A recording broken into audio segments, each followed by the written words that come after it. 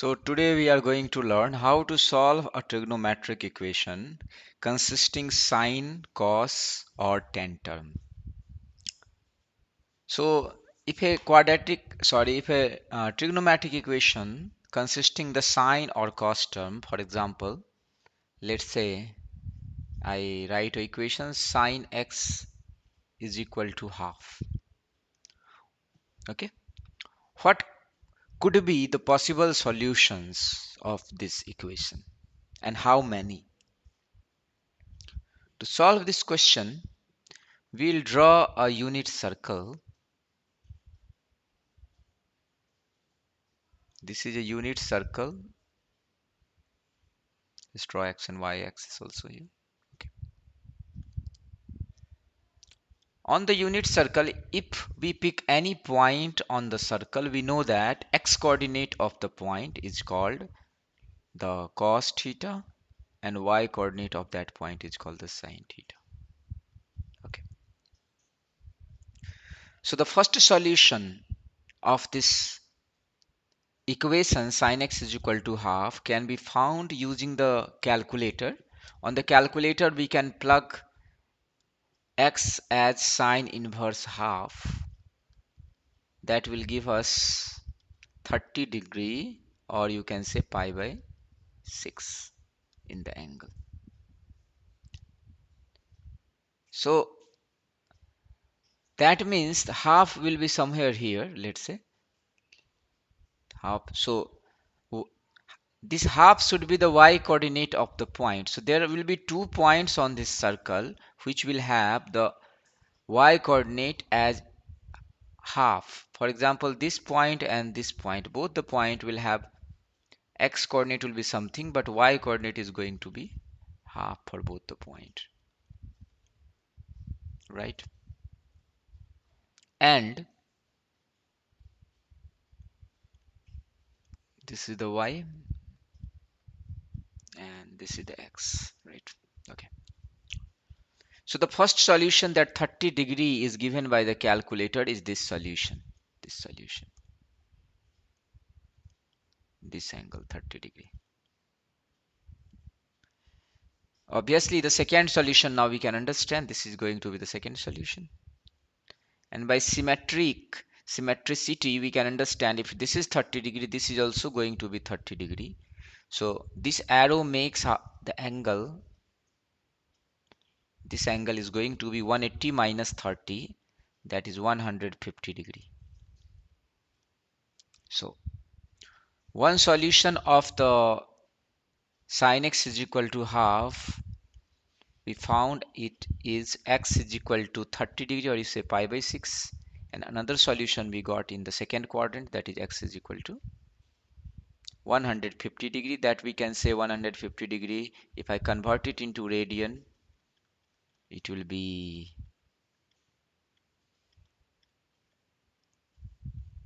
3 5s are 15, we can cancel, and 3 6s. So 5 pi by 6. These are the two solutions we got. But these are not only the two solutions. Why? Because the same arrow, that this angle, can be approached by taking one more revolution and coming back here. So we can say that 2 pi plus this angle is also the solution. Or you take the second revolution and come here, third revolution or come here. So you can go either in this way or this way. Always you will reach on the same arrow. So I can say that pi by 6 is not the only solution. I can add 2n pi, and any value of n we take, any integer value, it is always be a solution.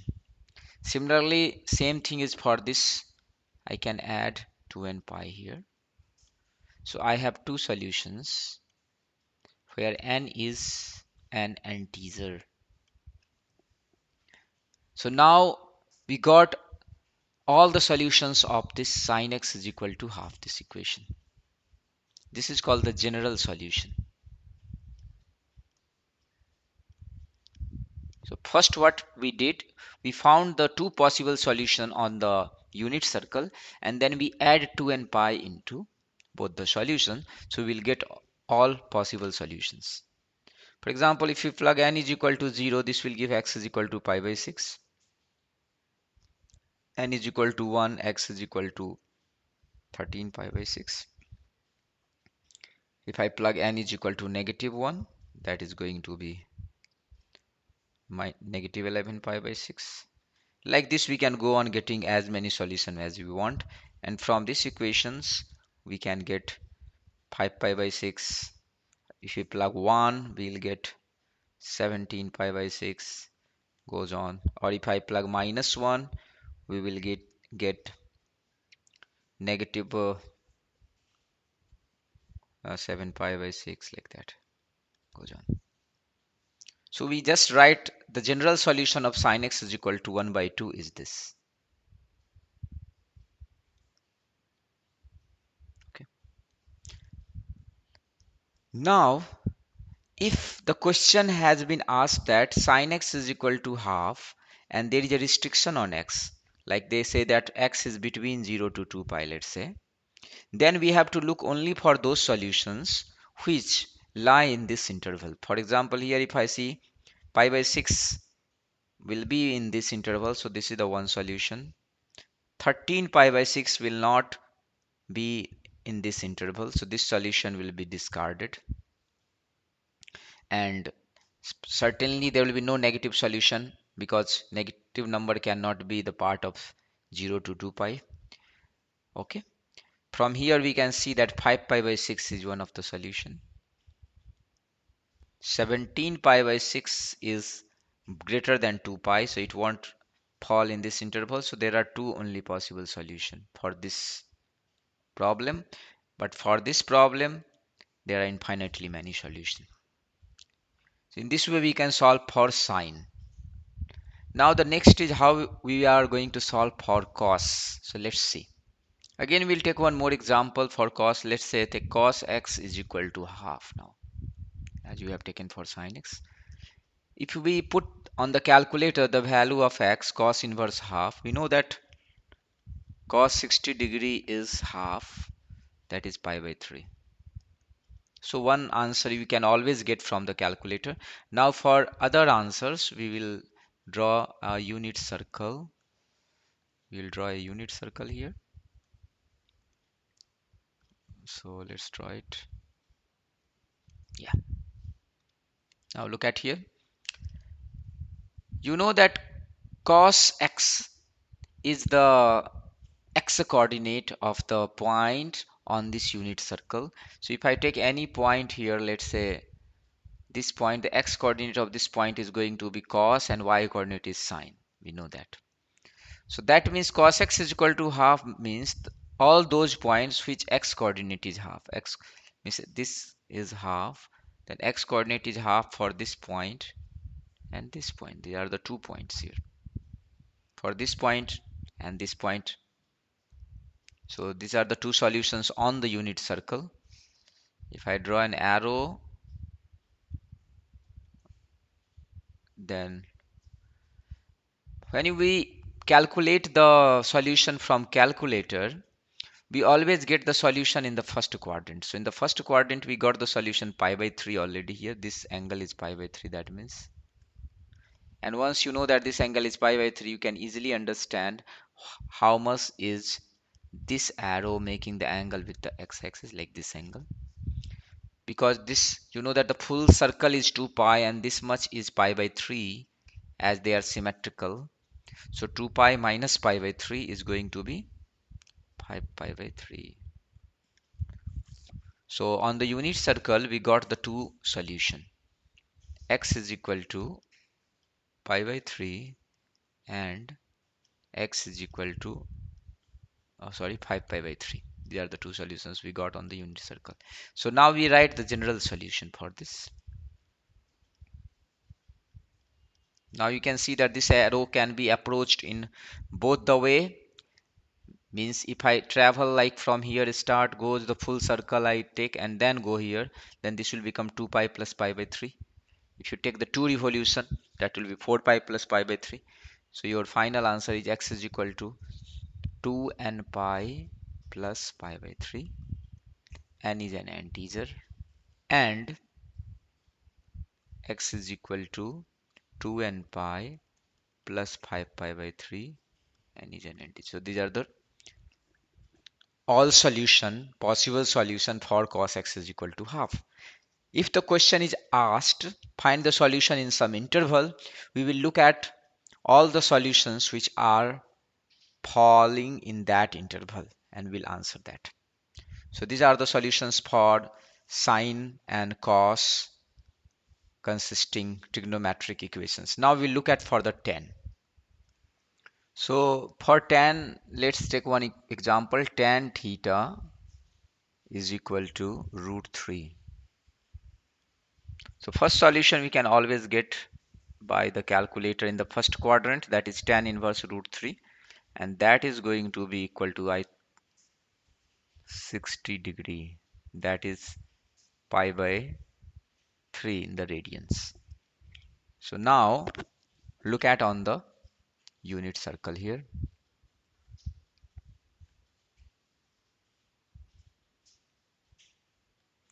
Now on the unit circle we know that the coordinate of any particular point is xy,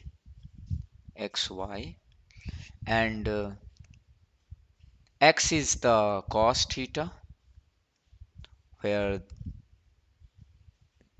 this sorry where this angle is called the theta. So x is cos theta and y is called the sine theta, correct? So that means our tan theta is sine theta upon cos theta. That must be going to be equal to y by x. So when we say that tan theta is equal to root 3, that means we are saying that ratio of y and x is root 3. And that is going to happen at 60 degree according to the first solution found by the calculator. So that means here our ratio of y upon x is root 3. The same ratio root 3 can be found into this quadrant here, because in this quadrant x will be x only, same x, only it negative sign will come and negative y. So its ratio will be negative y upon negative x, and here that will cancel y upon x. So here and here both side the ratio will be same. So that means the two possible solution that for this equation is 60 degree, and this angle is going to be according to the symmetry. If this is 60, this is also 60. So this is 180 plus 60, that is 240 degree. 240 degree. So the two solution on the unit circle is solutions on the unit circle. What are the two solutions? One is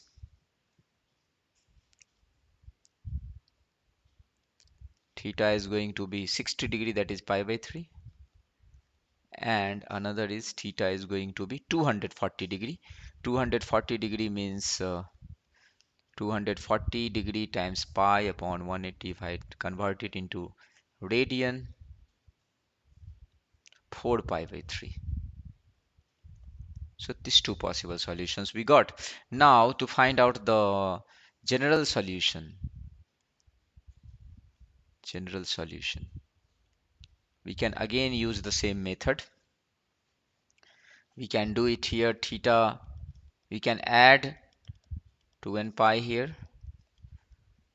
and in this also we can add 2n pi, where n is an integer. But in this problem for the tan theta, there is one shortcut also to find the solution. Instead of finding these two solution, we can see that this solution is 180 degree ahead of this. So we can simply say that this is the first solution. Then if I travel 180 degree, theta plus 180 degree, we'll got the second solution. Again, if I travel 180 degree, again I get the third solution. Again I travel 180 degree. So at every 180 degree we are getting the solution. So we can just, instead of writing general solution in this way, the smarter way is to write the general solution in this way. Theta is equal to, just write the first solution pi by 3, and that we are adding with pi. If I add 180 degree, then the second solution, again 180 degree, then the, so every time add 180 degree means pi, and you are getting the solution. Or we can move in the opposite direction like this. If I can add this way, we go, still we get the solutions. So we can say that theta is equal to pi by 3 plus n pi simply. So in one equation we get all the solutions, so no need to write like this here. So we just write theta is equal to pi by 3 plus n pi. This is the general solution. And if it is asked in some interval, we can check for those values which fall in that interval. So these are the three ways to solve three different equations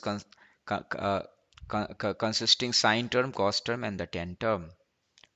Now for the summary, I can say that if I have an equation like this, suppose sine theta is equal to something here, let's say I say some number k, then first solution we can got theta is equal to sine inverse k. This is in the first quadrant. This solution will be in the first quadrant.